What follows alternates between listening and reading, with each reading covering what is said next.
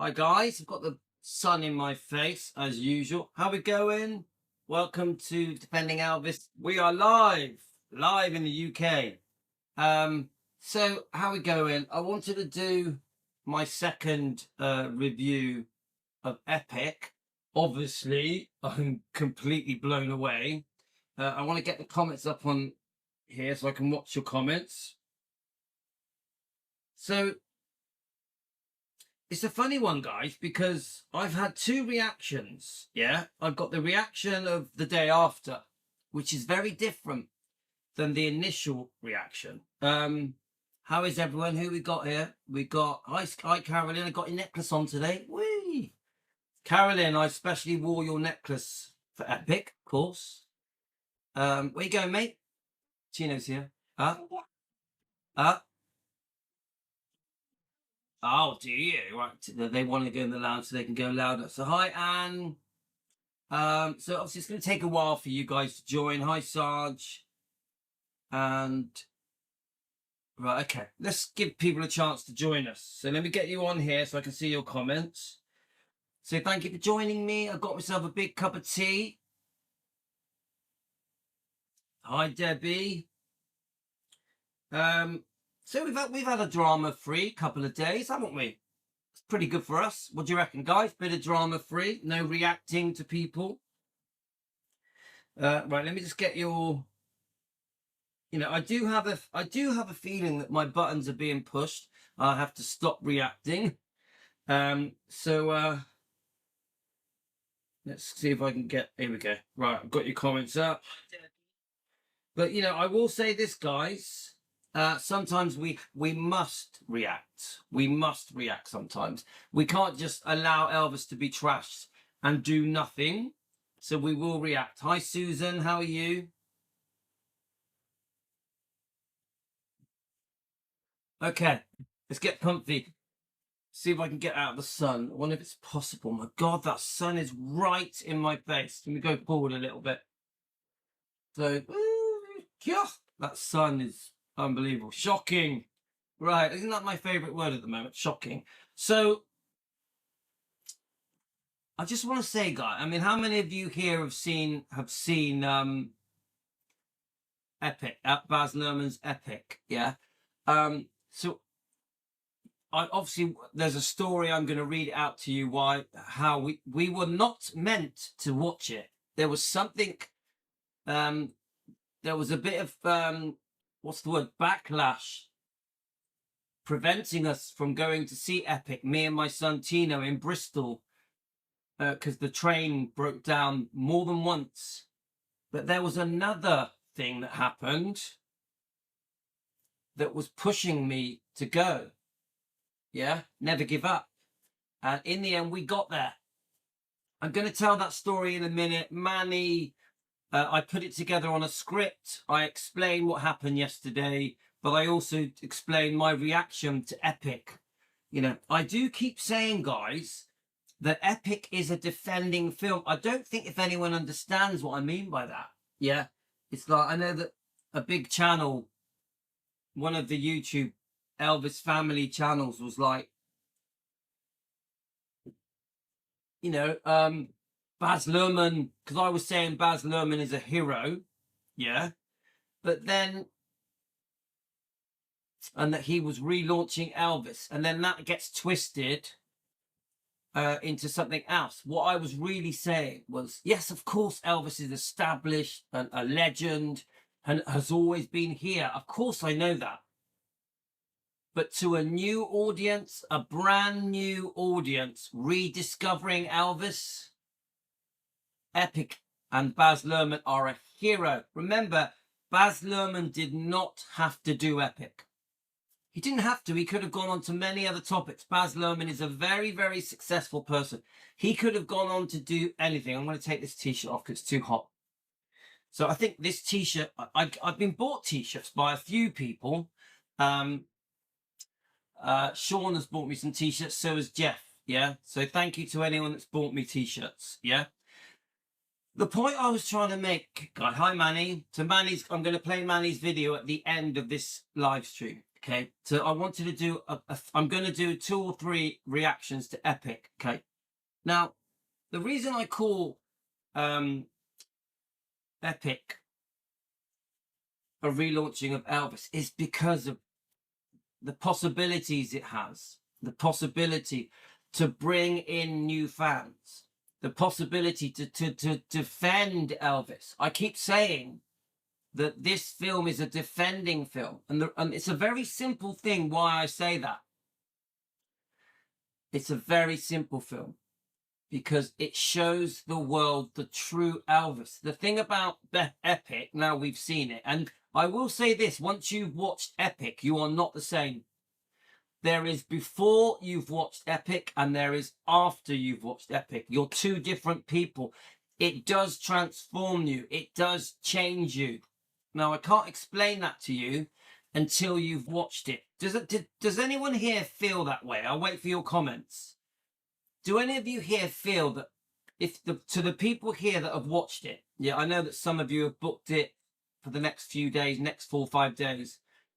Anyone here that has watched Epic, do you understand what I mean? That before you watch it and after you watch it, there is a change in you as a fan, as someone who loves Elvis, because I feel it very strongly. Yeah, obviously I am a 100% devoted fan, aren't I, to Elvis and to Lisa, but there's something very spiritual and something about Epic, you know, Baz Luhrmann's Epic, that really draws you in and reintroduces you to the true man, the man's essence, the man's spiritual side of his personality, his Christian side.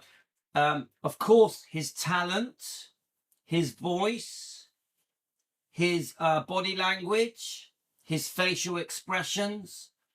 The thing about Epic, you really do get up close and personal to Elvis. It's, you know, many, like Carolyn is a good example. When she watched Baz Luhrmann's Austin Butler film, that introduced her as a fan to Elvis.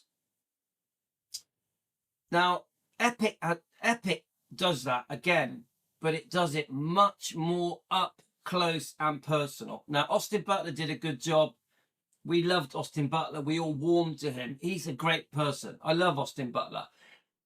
But when you see the real Elvis, the human being, the man that we've loved for decades, even if you've loved him for 1 year or 70 years, when you see him that close, there we are. Look, Debbie just said, I could not sleep the night I watched it. It had that effect on me, but not with lack of sleep. I was just overwhelmed. After watching Epic, I was overwhelmed. I was like, what has just happened to me? Yeah. So I had to go to sleep. I had to go to sleep and sleep it off to really absorb what I'd gone through. It was almost like I had been reintroduced to Elvis again. So when I first discovered Elvis when I was 4 years old, everything about me changed. I changed how I dressed, how I acted, my personality, my hair. Everything about me changed when I discovered Elvis at 4. I never thought I was ever going to feel that feeling again. It stayed with me my whole life. But Epic does do that. Yeah, so there we are. Susan, hi Susan. Susan says, you see behind the icon, I experience many emotions. Bloody hell, that is so true. The minute it gets going, the minute Epic starts, I was in IMAX theatre, wasn't I? In Bristol, Cribs Causeway at the Cabot Circus shopping centre. Yeah. The minute it started, it draws you in. It gives you a bit of an introduction to the earlier years, you know, the gold lame suit, the army years, that kind of stuff. Yeah. Obviously, what was happening when Elvis first shot to fame, you know, the Ed Sullivan Show type stuff, the black and white footage. So it gives you a bit of an introduction. We've all seen it a million times. But the thing that's different is you've got Elvis's voice talking from the very start. So my memory is the very first sentence is Elvis talking. The very first, right at the start. Okay. There is about 15 minutes adverts, which is a bit annoying. There's quite a lot of adverts. If you haven't watched it, the first 15, 20 minutes is just adverts. Okay. So instantly you're like, right, there he is, Elvis, the man I love. Yeah. You're like, here goes. You feel like you're on a roller coaster ride. You got, here we go, brace yourselves. It's happening. So we've all been talking about Epic. There's been a massive build-up. You've had Baz Luhrmann running around the world, promoting it in every country, every news article, social media, you name it, tabloid magazine. Baz Luhrmann is 100% behind this film. He's really like, he is going to do his best that it gets viewed around the world in every country. Don't forget, at the moment, it's on limited release, and then it goes on to full national release as well. Okay. I will say this, guys. I'm not sure what experience you guys have had, but it was older people. When I got there to Bristol, it was people over 30, so people in their 40s, 50s, 60s, 70s, 80s were in the queue. I didn't see younger fans, which was disappointing, but it may be different in different countries. What was your experience, guys? Was there different age groups where you went? So Sarge says, I had a lump in my throat from the start and it grabbed my friend's hand in anticipation. So Sarge, did you have mixed age groups there? Did you? So then, this is the bit that I found very overwhelming. The sound quality was unbelievable. You couldn't get better sound quality. It was the absolutely crisp, very loud, beautiful sound quality. So that blows you away straight away. Yeah. Then you get so Debbie says, I see 2 young fans. My son is 39, rang his friends and told them to go and see it. So I'll be honest with you, I am worried about whether or not Epic will get younger fans. I really hope it does. I really hope it does. Yeah. So the cinema was full up. My cinema was full. Okay. Almost every seat was taken. Okay. So the sound quality grabs you. Then you got the quality of the screen. Obviously, I went and watched it on IMAX. So the screen quality was beautiful. The seating was very comfortable.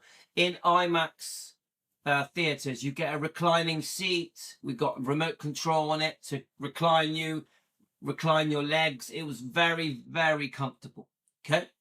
So obviously I went with my 5-year-old boy, Tino. Okay. So then we start to get into it. It goes through the earlier years, you know, the 50s. Yeah. Has a bit of a brief intro with obviously Elvis's mum and dad and the life that he had. But what I wasn't expecting, and I should have really, because everyone told me, how up close and personal it was. It really was as if you were stood in front of Elvis. This is the bit that blew me away. It felt like I was stood 5 feet away from Elvis. You could see his skin, the texture of his skin. You could see when he was singing, the way his lips would move to each word that he was singing. You could see, obviously, his beautiful blue eyes and the glisten in his eyes, the charm in his smile. You could really see his hair really closely. Obviously, he dyes his hair black. You could see the sweat coming off his face. Just every little movement that Elvis had. You could feel it as if you were stood with him. And this is the bit that Epic really gets right. Yeah. And that is, you forget that you are watching a screen. You actually think you're watching a concert. You actually think you are stood in front of Elvis. You feel like Elvis is talking to you one-on-one. When I was in IMAX, it was like, at Epic, he's talking to me. Elvis is talking to me. And this is the beautiful thing that Baz Luhrmann manages to capture. Yeah.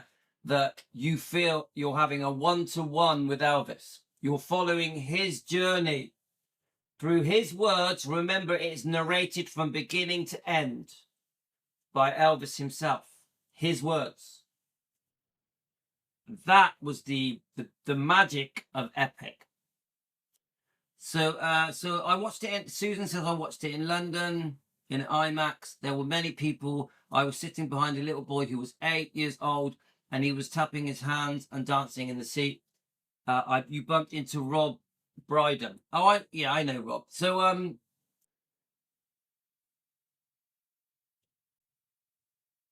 Tino was the only young person there. Tino, little 5-year-old Tino, my lovely boy who I adore. I'm so honored that my 5-year-old son got to see Elvis with me at the same age I basically was when I discovered Elvis. That was so special to me. Yeah.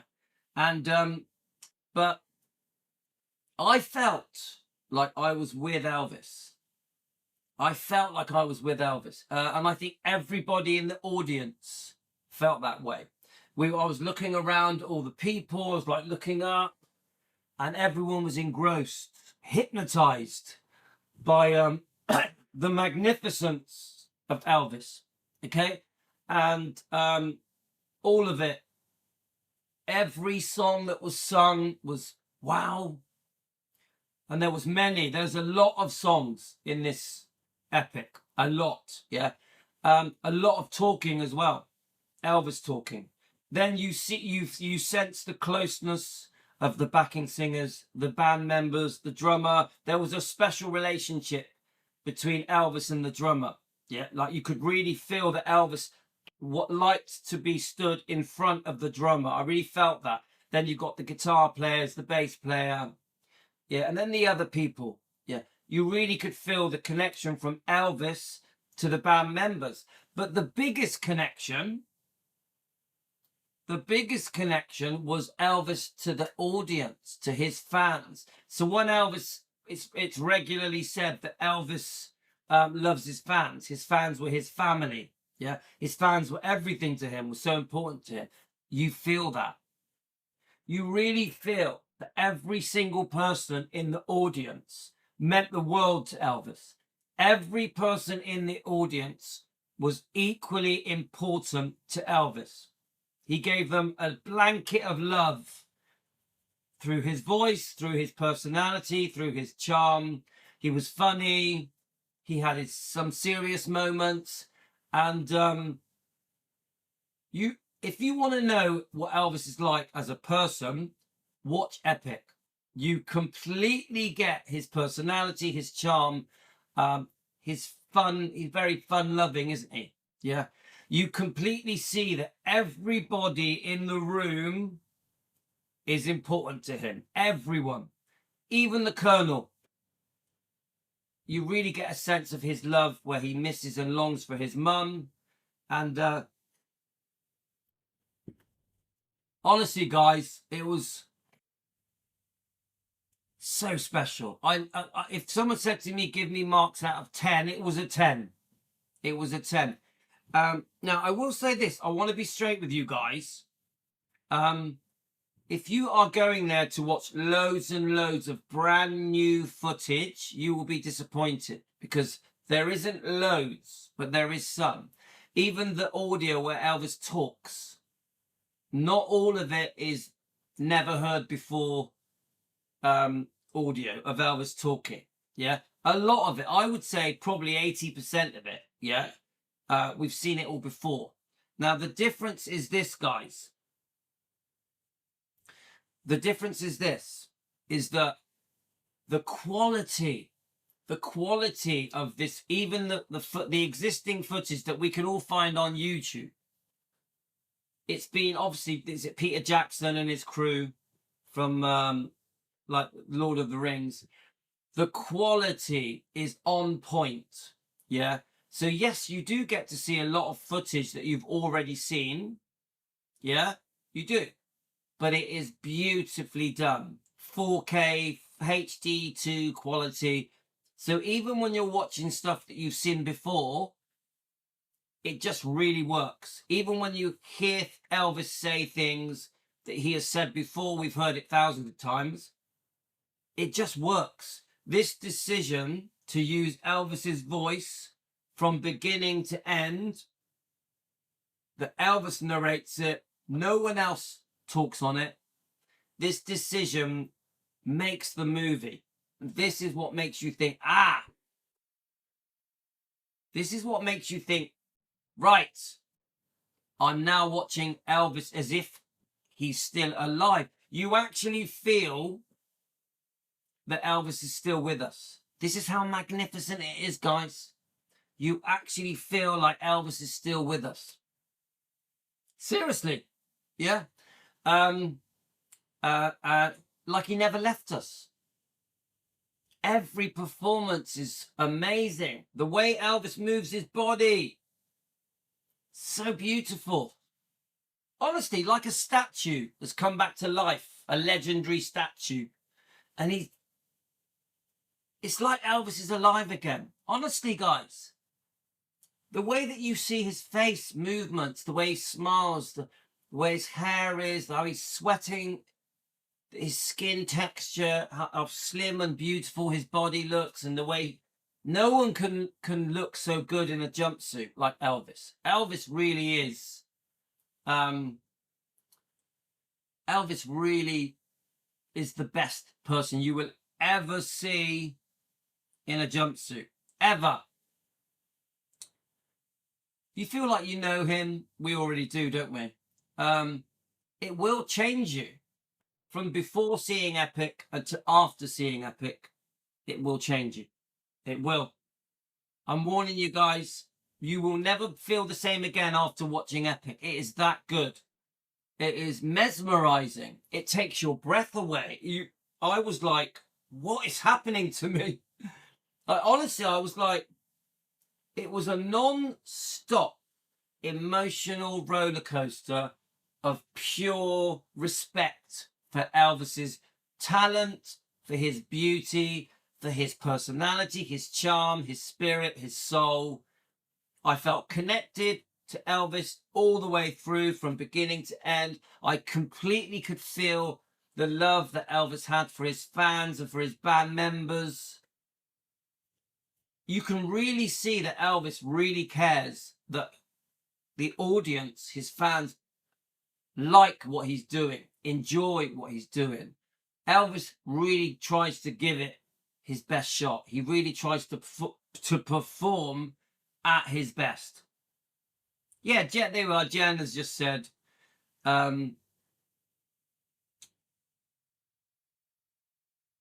it changes everything. So this is why, this is why we defend Elvis.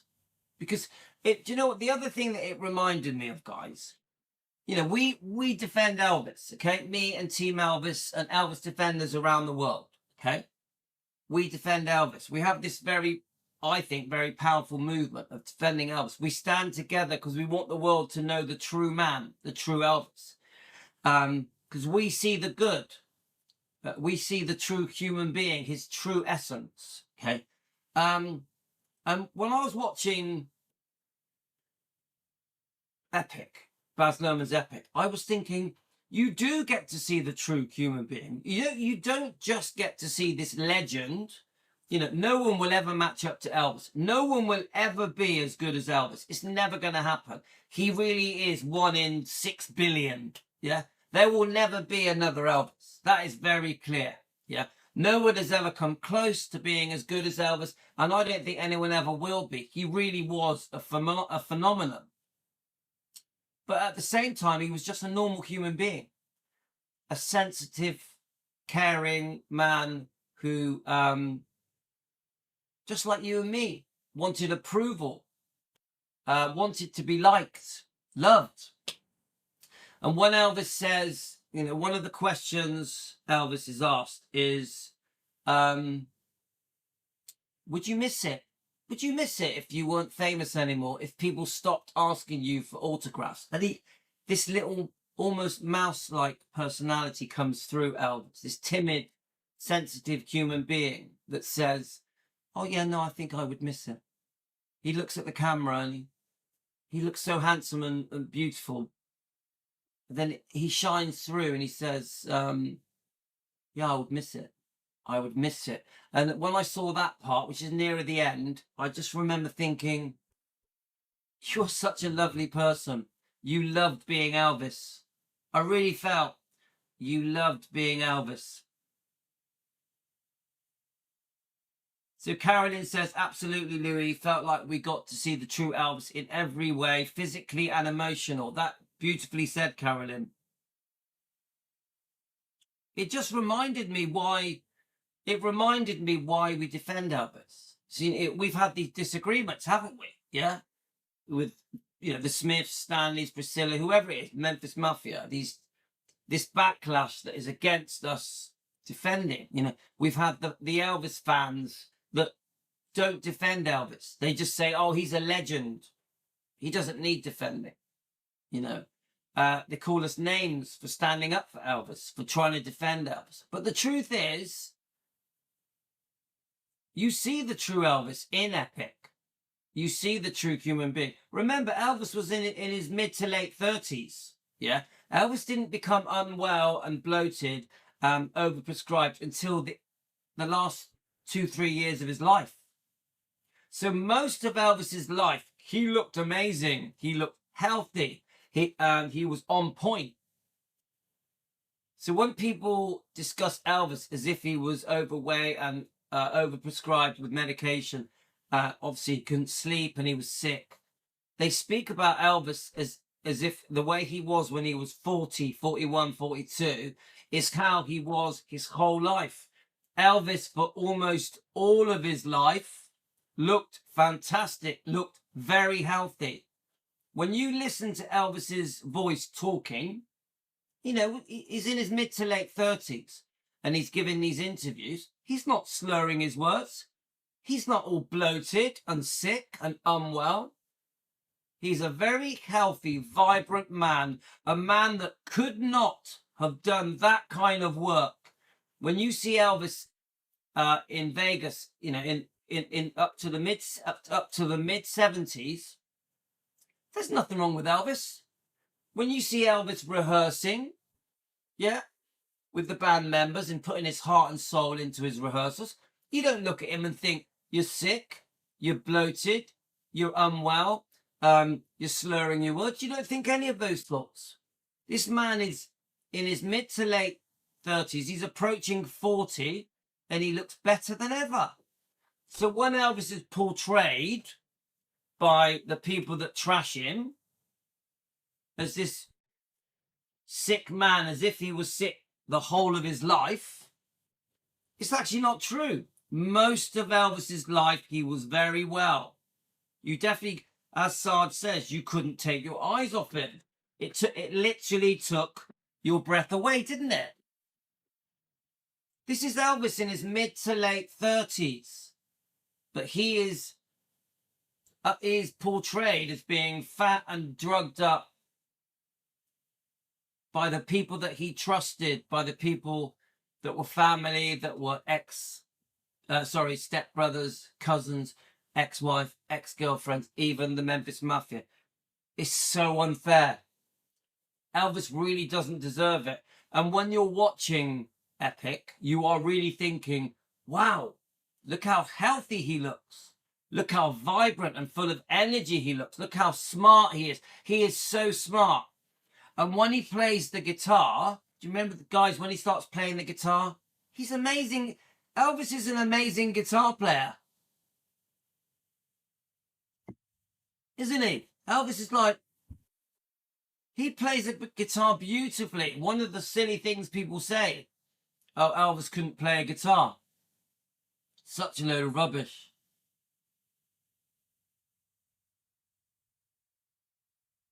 So Carolyn says you could see he was not overprescribed. Now, I'm not talking about the last couple of years of his life, guys. I understand the last couple of years of his life. Things had lost control. There was way too much prescription medication.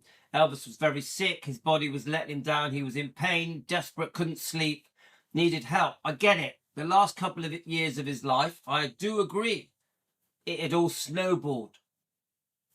But what about the first 40 years of his life? This is what I'm trying to say, guys.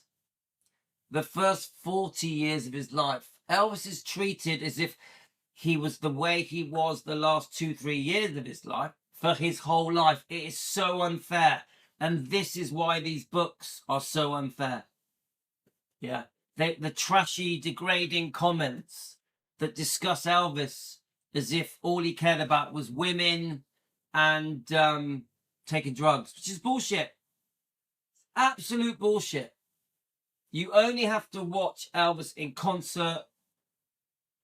You only have to watch Elvis in concert and how he rehearses and how he is with the other band members and his backing singers and with his own audience, with the fans who he loved.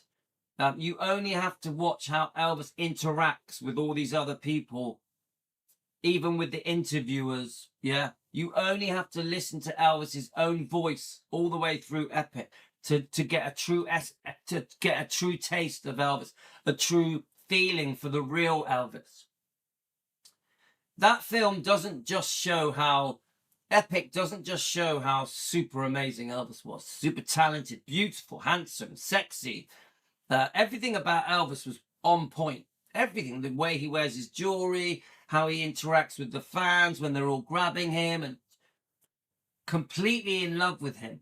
The fans are completely in love with him. Yeah. He's also in love with the fans. Yeah.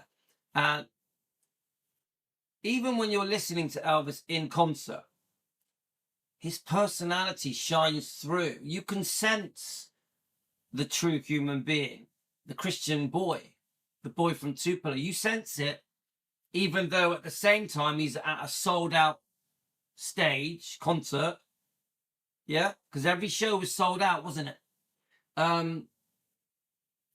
You get the two. You get the legend. This is when you're watching Elvis. You get the legend. You get the legend. But then you feel the human being, the true man.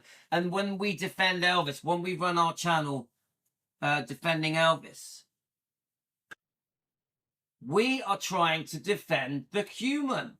We are trying to defend the real person. So when people say, oh, you know, do you want to hear the truth or not? Or truth is truth, or I was there, all the pathetic excuses to trash Elvis, to take away his dignity in front of his daughter. Well, Epic shows you the true Elvis.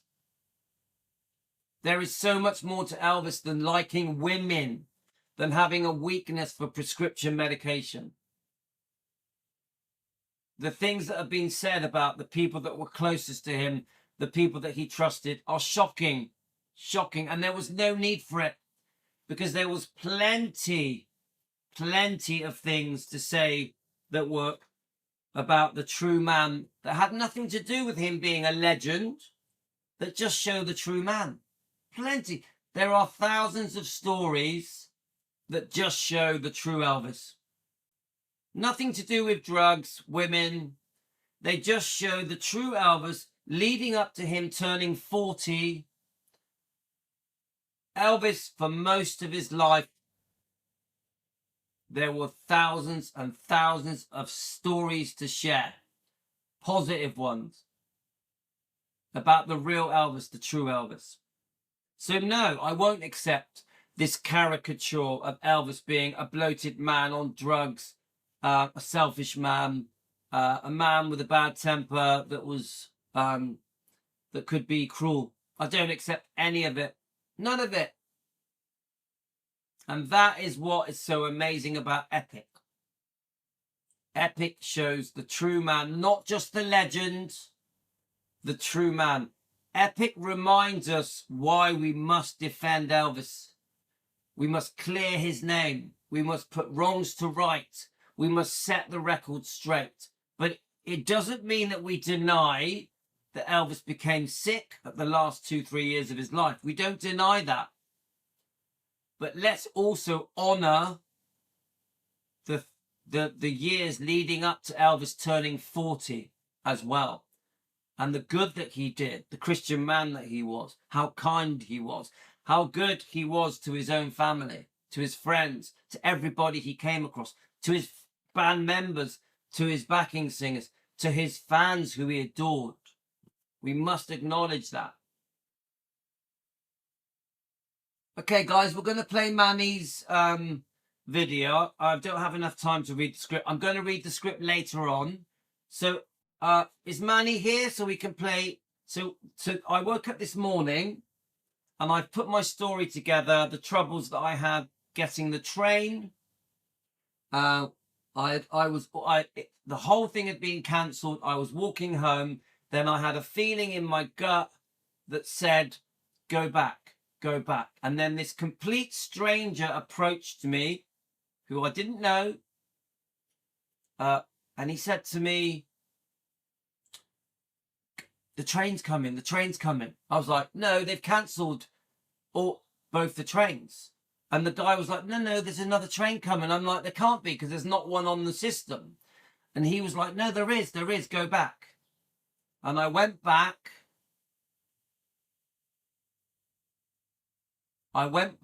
Guys, and the train was waiting for us. Within a few minutes, the train turned up and we got there on time. Something made me go back.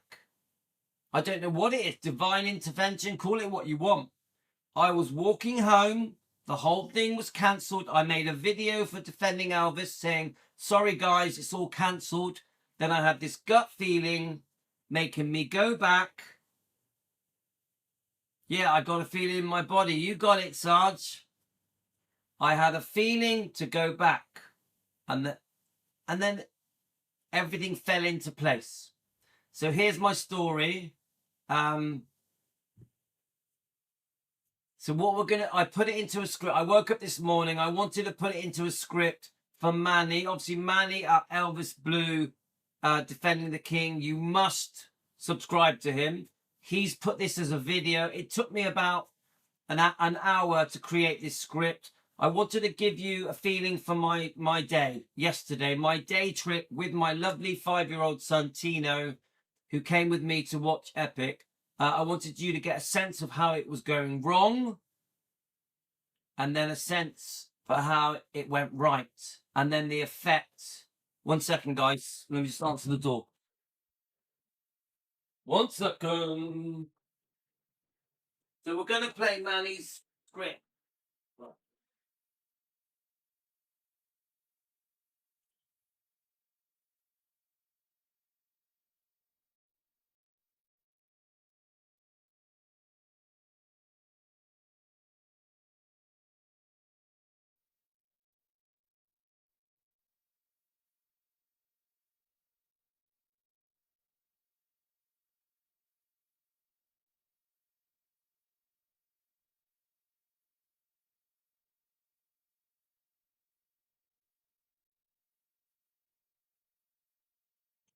Okay, sorted.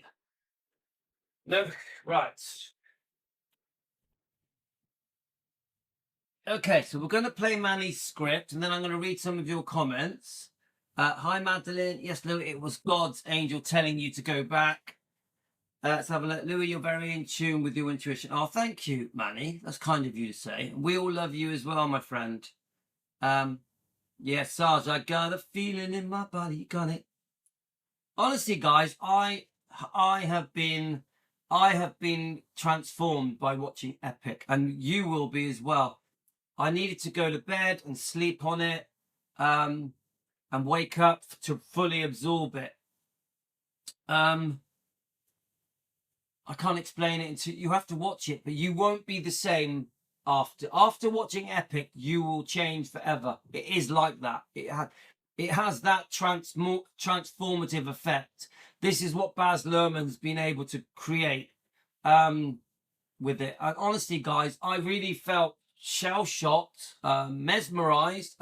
My breath took my breath away. Elvis took my breath away. I was like, wow, He was like, what have I just been through? It really was like that.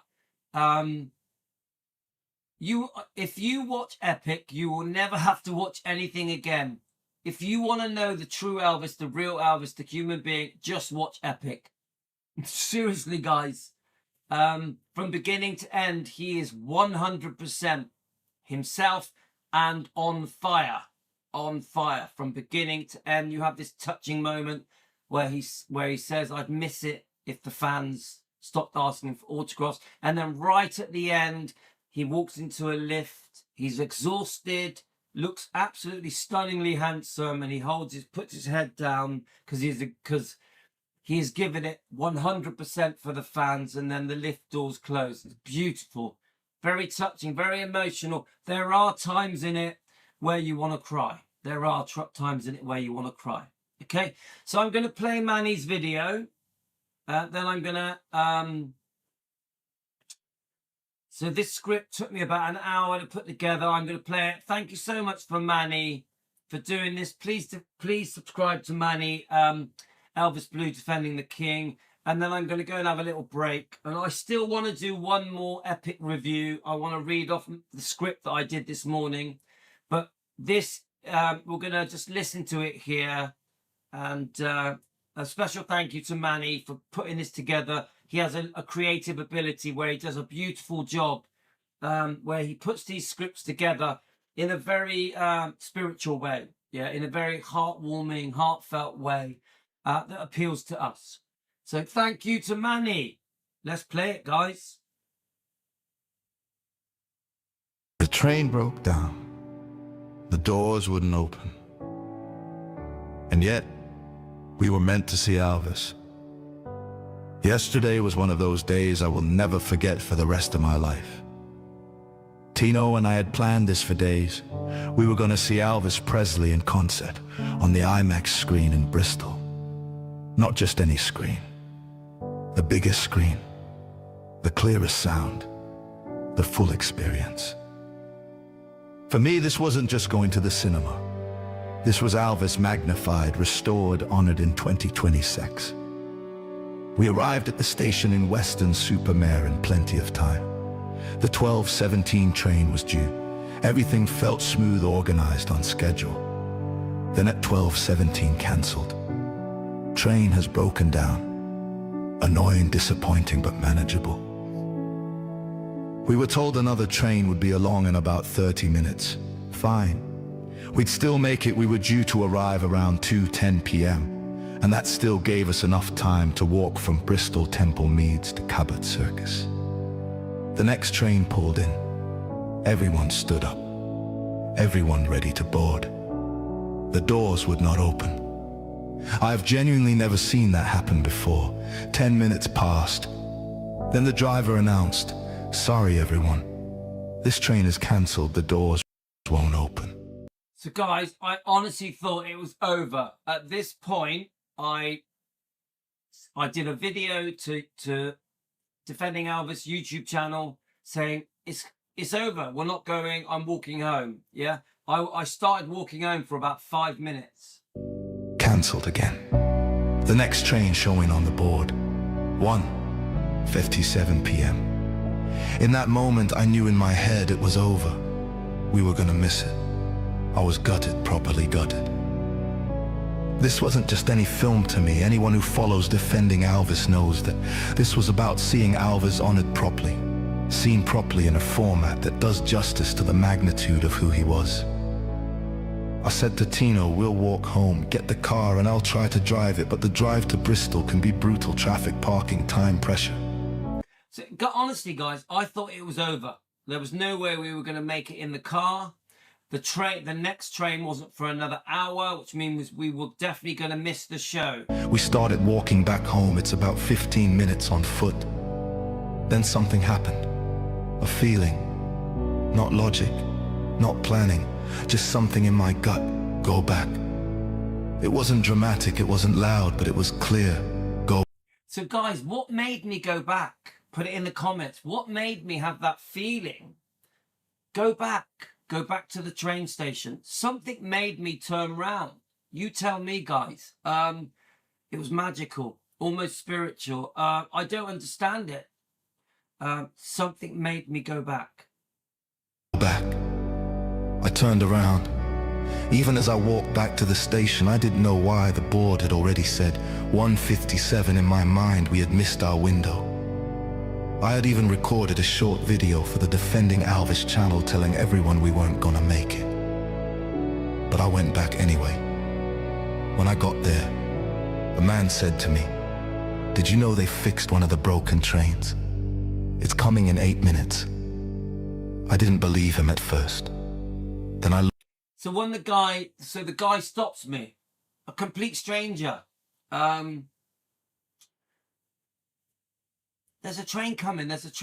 I'm like, no, because they've both been cancelled and the next one isn't for an hour. He's like, no, there's a train coming now. And I went, it can't be. So there was nothing. I looked on my app on my phone, and there was no train coming back. Yeah. So then when I walked back and looked at the menu, the departures board, it said train coming 1:08. And I was like, they must have fixed the train. So they had actually fixed the train that broke down at 12:17. That's actually what happened. looked at the departure board. 1:08 Bristol Temple meets. It was there. 8 minutes later it arrived. We got on. It ran smoothly. We arrived on time. We hurried from Temple Meads to Cabot Circus, a good 15 to 20 minute walk, quite long for a 5-year-old, but Tino was brilliant, determined. We were both determined. We found the Amex on the top floor, tucked away, almost hidden. We queued. We sat down in those huge Amex seats, and then it began. And I can honestly say this. I have never seen Elvis like that before in my life. Not on television, not on DVD, not on YouTube, not anywhere. On that IMAX screen, Elvis wasn't a figure from history. He was present. You could see the sweat forming on his skin under the lights. You could see the piercing blue of his eyes. You could see every movement of his mouth as he sang. You could see the texture of the jumpsuit. You could see the energy flowing through him. The sound was immense, powerful, crystal clear. It filled your body. But what struck... So sorry guys, the picture has disappeared. I have no idea why. Let me just see if I can resubmit it. The train broke down. Hang on guys. Let's keep going. Bristol Temple meets. It was there. 8 minutes later it arrived. We got on.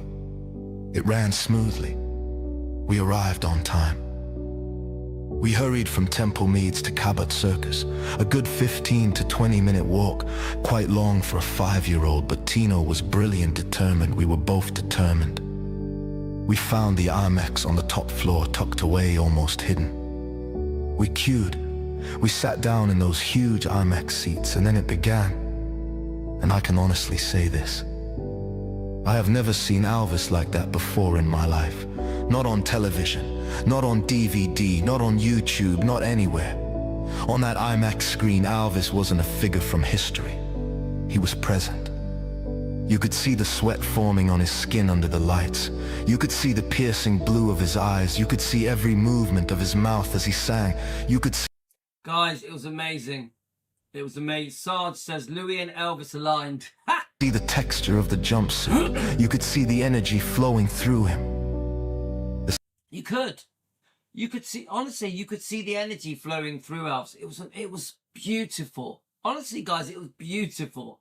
Breathtaking. Sound was immense, powerful, crystal clear. It filled your body. But what struck me most wasn't just the technical brilliance. It was the man. This is why we defend Elvis. So this is the bit that got me, guys. We got to sense Elvis. It was like we were with him. It was, people say it's like being at a concert. It's better than that, because the way Baz Luhrmann did it, he gave us loads of close-up shots, right up close to Elvis, up close and personal. So it was more than just being at a concert. And, the people say if you want to know how it felt to see Elvis live in concert, epic is that. But it's more than that, because you were right up close to him. In concert, you wouldn't have been close to him unless you were in the front row. Epic puts you right in Elvis's face, as if you were stood right in front of him. So you could sense everything, the sweat on his face, the beautiful lips as his words came out. Get it? Those beautiful eyes, the beautiful smile, the movements of his cheeks and his chin and his hair and his fingers and his body, the way he was sculptured into his jumpsuit. Honestly, guys, it was, wow. You know, you actually felt you were stood with Elvis right in front of him. And you could sense the love he was getting, not just from the audience, but from the band members, from the backing singers, from the drummer, from the guitar player. Beautiful, absolutely beautiful. And Baz Luhrmann did that, and that's why we call him a hero. Because on that screen you do not see a caricature. You do not see a tabloid headline. You do not see a distorted narrative. You see warmth, you see humor, you see humility, you see gratitude, you see charisma that cannot be taught. You see a deep Southern Christian man whose faith and love shine through naturally.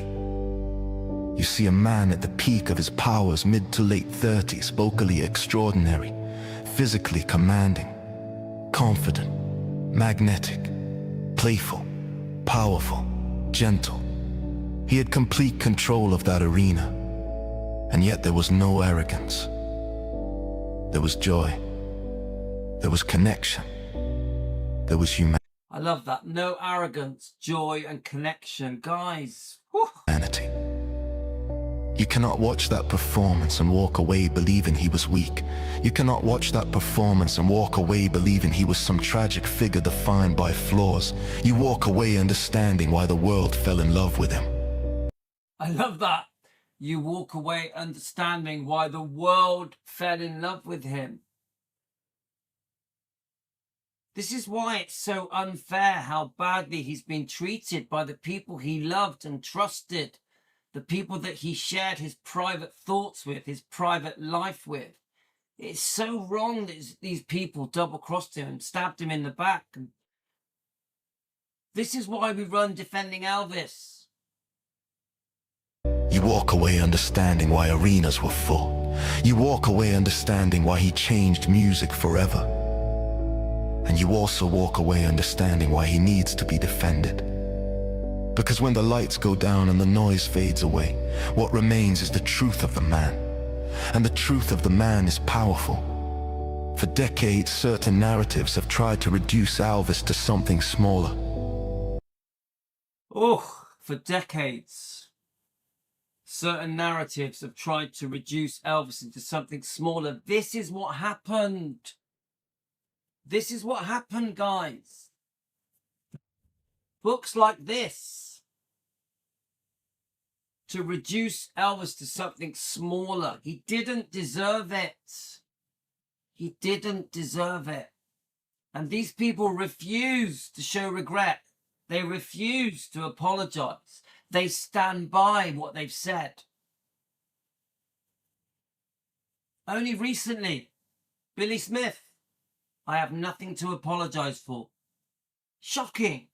I have nothing to apologize for. Absolutely shocking.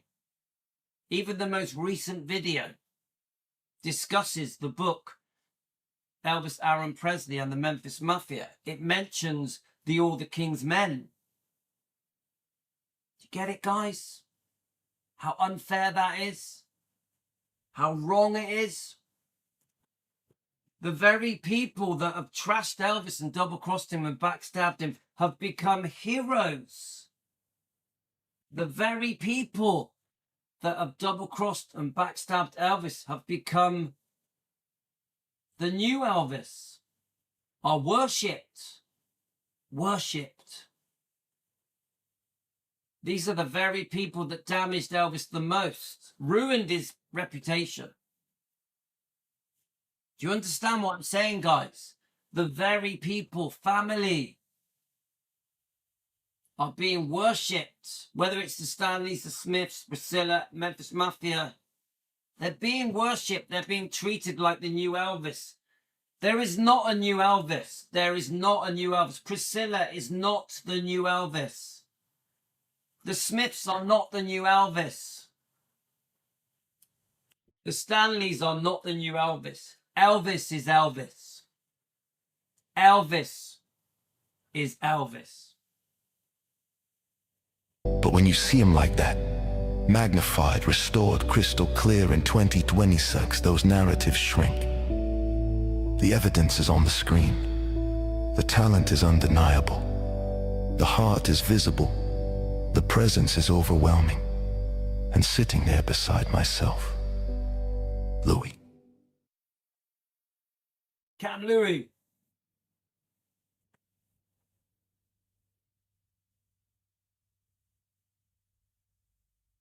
Beautiful. Absolutely beautiful. Thank you, Manny, defending Elvis. I mean, sorry, Elvis Blue defending the king. Jenna says it. There's only one Elvis. Do we understand? Of course, we're going to want to go and watch it multiple times. I still want to do another review. I will say this, guys. Elvis really deserved Epic. I've always said Elvis deserves better. Haven't I? It's one of my things I say. Elvis deserves better. I also say this. Elvis deserves Epic. Elvis deserves Epic. Elvis Presley in concert. Baz Luhrmann's Epic. Baz Luhrmann is a hero for doing this. He has relaunched Elvis on a world tour. He has shown the world the true Elvis. So Baz deserves a medal. I really hope Baz gets honoured and awarded for what he's done, because he didn't have to do it. He's a hero.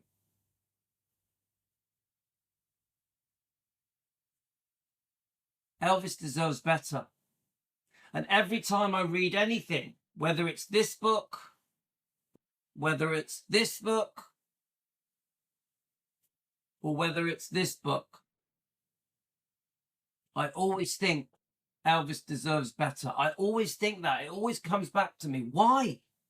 Why did these people do it? I will never understand it. And then they make excuses. I was there. I lived the life. I knew him. Truth is truth. Ask me anything you want and I'll give you an honest answer, no matter how vile and vulgar it is and how embarrassing it is. Ask me any question you want and I'll take away his dignity in front of his daughter, Lisa Marie. Ask me anything for a price. For a price. Elvis was sold out by the very people he loved.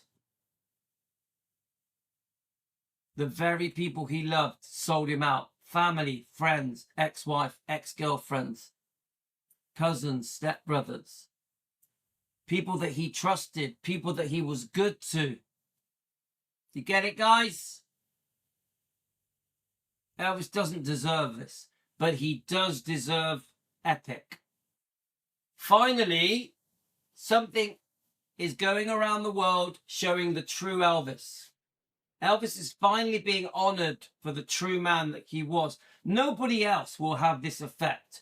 You've got 2026 and Elvis is being honoured around the world, and Epic is showing the world how magnificent Elvis was, how overwhelming Elvis was.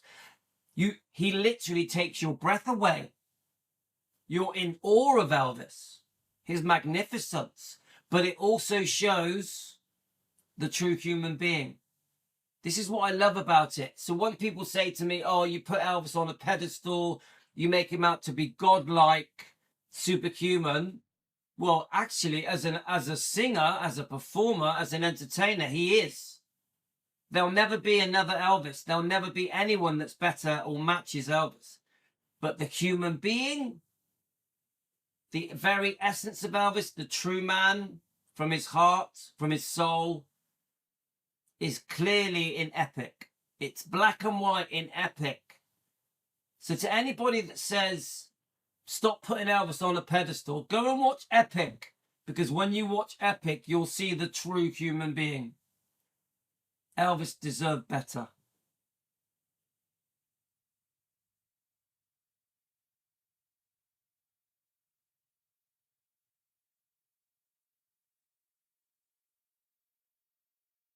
So I'm gonna go now, guys.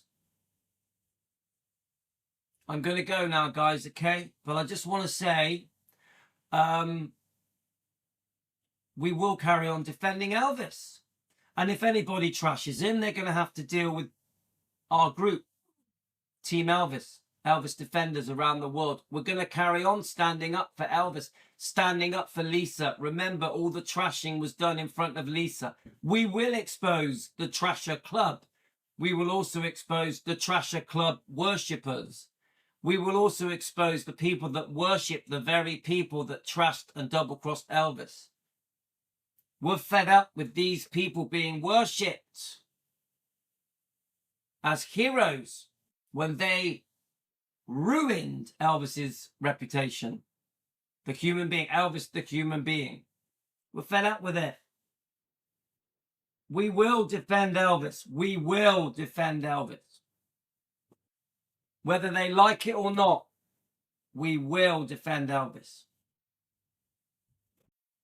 This book here, 30 Pieces of Silver. The Betrayal of Elvis.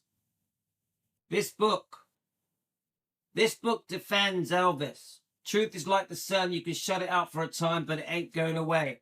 Elvis Presley. We're going to carry on. And we're going to face the backlash. We will get backlash. We will get the bullies attacking us. We've got the bully channels attacking us. We've got the bully ass-kissing Trasher fans attacking us. We've got family members of Elvis attacking us, saying Elvis doesn't need defending. You are wrong. To the family members that say Elvis doesn't need defending, you are wrong. Elvis didn't deserve what happened to him in front of his daughter for over 40 years. Elvis didn't deserve it.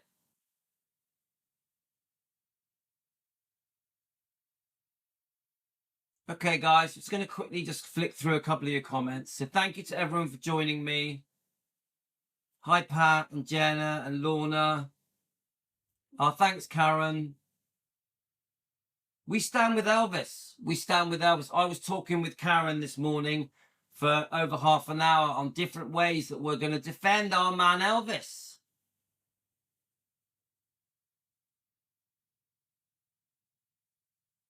Yeah, Anne Margaret is a great example of a loyal family, a loyal friend to Elvis. Same goes for Charlie Hodge and Larry Geller, and there are others. I've been sharing some beautiful stories where Elvis has helped people on my Facebook recently. I've been sharing quite a few. There is so much more to Elvis than prescription medication and women.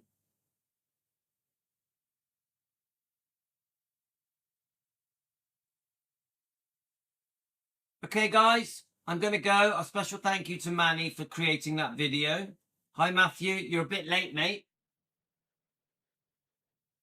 Okay, guys, I'll try and come back later and do one more. I want to read the script myself with you guys properly, read it through and discuss why we defend Elvis, why Elvis deserves Epic. I repeat, why Elvis deserves Epic. So, all right, guys, I love you all. Of course, thank you for joining me. To all of you people out there that are supporting the trashers that say Elvis doesn't need defending, shame on you. Shame on you. You're a bunch of stalkers and bullies. Try standing up for Elvis. Try standing up for Elvis because Elvis deserves better. Take care, guys. Love you all. You're the best. You rock. Aye, aye, Captain.